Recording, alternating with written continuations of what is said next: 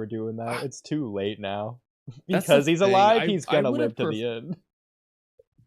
That's the thing. That's honestly what I expect. I would have preferred that they just killed Sasuke normally. To be honest, I mean, I thought the Barushiki method would have been perfectly good for that, but obviously it's not the case anymore. So I think this way you kind of keep hope like alive, like, oh, we have the chance, and then they realize, oh, we don't have a chance. I don't. I thought. I mean, it kind of works, but I just feel like I don't know. It's tricky because it just.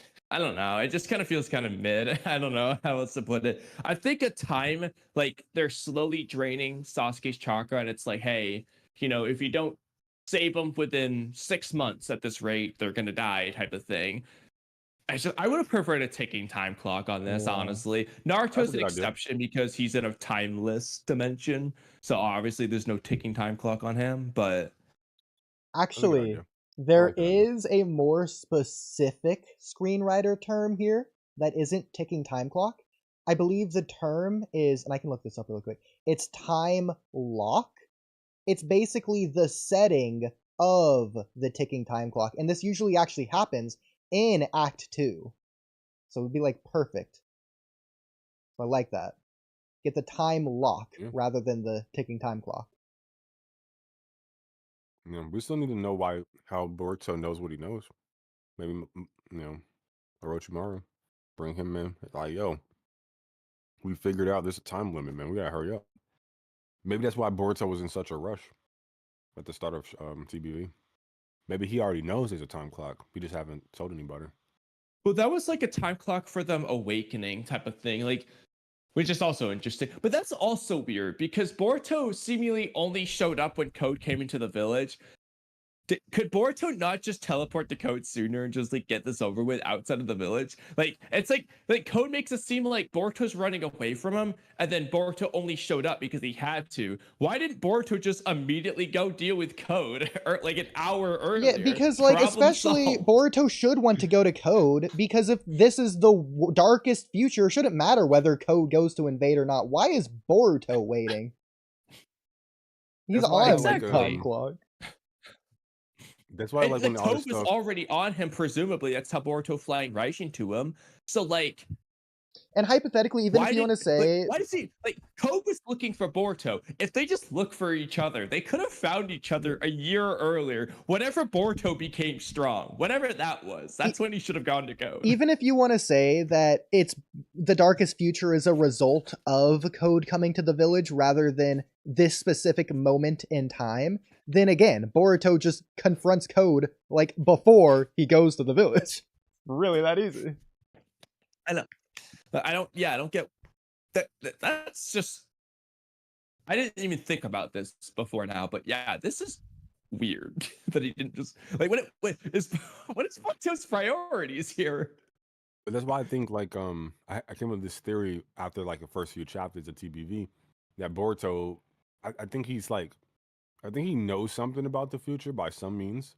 He's like but he has to let things play out the way that they're supposed to play out. Otherwise, it's almost like pretty sure you've seen Infinity War, right? Everybody here. Yeah. Yeah. It's like a Doctor Strange thing. Like, listen, we got one shot at this, so we gotta make sure shit. Because I'm sure Doctor Strange, even though they had like the whole little rivalry for a minute, I'm sure he didn't want like this dude to die. But like that was the one outcome. So he couldn't tell him nothing. He couldn't like shit just had to like I'm sure he didn't want to die. Right? Turn to ash. But like shit had to play out the way it needed to play out in order for them to meet that conclusion. Maybe Boruto's like he's like going down that like route. Like, hey, we gotta walk this path. So I can't just show up beforehand. Like I gotta show up right now because otherwise X, Y, and Z happens or whatever. I don't know. Maybe there's something in the series that can like contradict that, but yeah. With that theory in mind, do you think Boruto's almost like pretending to? It's weird though, because Kashi and Koji made it seem like no, they just genuinely failed the mission. But I was gonna say, do you think Boruto's almost like pretending to want to prevent it now, but he knows he has to let it happen, and he's really trying to prevent it later down the line? But that doesn't really fit with Kashi and Koji's lines. So I don't know. But I think it might be like it might even be like his Byakugan, or he just has future sight or whatever. But whatever it means, like I think maybe they have like the gist of what's supposed to happen, and like there's like almost like canon events, like fixed, excuse me, fixed things that are supposed to happen. Like I'm not supposed to like the code needs to be in Konoha, like at this time. If I fuck this up, then it's gonna go down a route that we don't know, and now we're just in the unknown.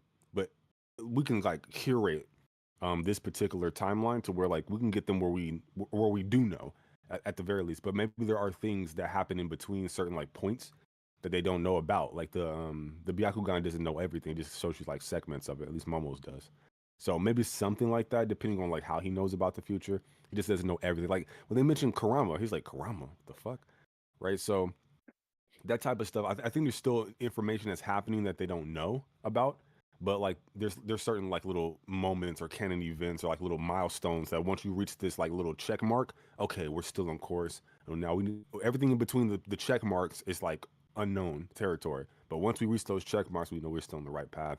We just gotta make sure we get there. Maybe, give them the theory. I mean, I definitely think there's like potential for that kind of idea. It just still feels a little bit weird because like if Boruto literally just did this one day earlier, like what was Code doing in the previous day that could have possibly massively changed it from him just showing up in Kona? Like, I don't know. I don't know without the explanation, but it feels weird. You never know. Maybe it wasn't Code. Maybe it was Boruto. Maybe he just wasn't ready up until that point. That's what I would prefer. I would prefer that like this seems a little bit ridiculous, but hypothetically, if Boruto just learned the Uzuhiko or Flying Raijin like right before Code invaded, so And Boruto just couldn't have beaten Code until then. he could have also been rushing there. Like, I know you haven't seen Dragon Ball, but I'm thinking Goku in the Saiyan saga. Mello, I'm sure you love that example. Yeah, on Nimbus. Yeah, exactly. He Or like like was even out of Snake Way. time, and he was just exactly Yeah. getting back from Snake Way. Or is this like the accurate translation? I don't know. Yeah, we'd have to get the raws either way to confirm. So. I did look up time lock, and like I confirmed, it was different from a time clock. I got the exact definition wrong. I almost had it backwards from what it actually is. So I'll say both definitions. The AI definition I don't like as much, so I'll just say it first. AI definition is, in screenwriting, a time lock is a specific time frame in which something must happen in a story. This sounds like a time clock, which is why I don't like it as much, but it continues by saying, it can help set the parameters for the story and keep the audience's interest by moving the story forward. For example, if you don't get out of Dodge by sunset, there'll be hell to pay. It's a line that establishes a time lock. The better definition, in my opinion, is this. That's not a good example. If not for the story being forced to a climax, it might continue forever. When a story is brought to a conclusion because the characters run out of time, it is said to contain a time lock. So this is what I meant when it's an Act 2 thing. It's specifically an Act 2B thing, like the second half of Act 2 after the midpoint. So it's like going into Act 3 before the like, oh crap moment, as some people put it. It's like a point of no return or low point or a turning point, whatever. This is usually when, so okay, the difference between a time clock and a time lock is the time lock is the end result. It's the effect of the time clock, rather than the cause of it. Exactly, yeah. So it's what happens as a result of the time clock. So going back to the Dragon Ball examples, I think Nappa was the one who gave them an hour time limit to wait for Goku. That is the time clock. What Nappa does when that hour expires, his reaction to it, his response to it, moving the story forward, changing it regardless for the better or the worse, that reaction is the time lock. The same would apply for, again, Dragon Ball, for when Boo is waiting for the hour. Regardless if he waits for the actual whole hour or not, what he does at the end of him waiting when his patience runs out, that's the time lock, rather than the time clock. Just wanted to mention that. Okay, bet.